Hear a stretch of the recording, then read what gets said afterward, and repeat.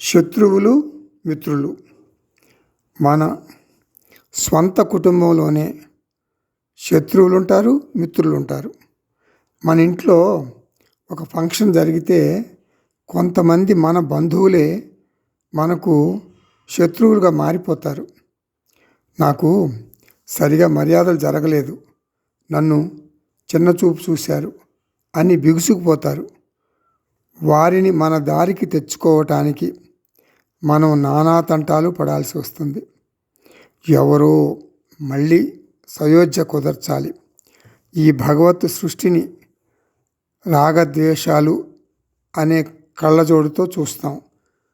ఎంతో కాలం మన దేశం చైనాని, పాకిస్తాన్ని బుజ్జగిస్తూనే ఉంది, సయోధ్య కోసం ప్రయత్నిస్తూనే ఉంది. నీవు జగత్తు అంతా స్నేహితుల్ని చేసుకోలేవు. నిన్ను స్నేహితులుగా భావించేవారు ఉంటారు, నిన్ను శత్రువుగా భావించేవారు కూడా ఉంటారు. నీ శక్తిని పోట్లాడటానికి సయోధ్యకు వృధా చేసుకోకు. శ్రీరాముడికి శత్రువులు ఉన్నారు, మిత్రులు ఉన్నారు.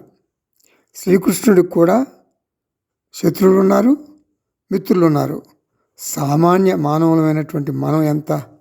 నీవు మోక్ష మార్గంలో ప్రయాణం చెయ్యాలంటే భేదభావం వదిలిపెట్టు.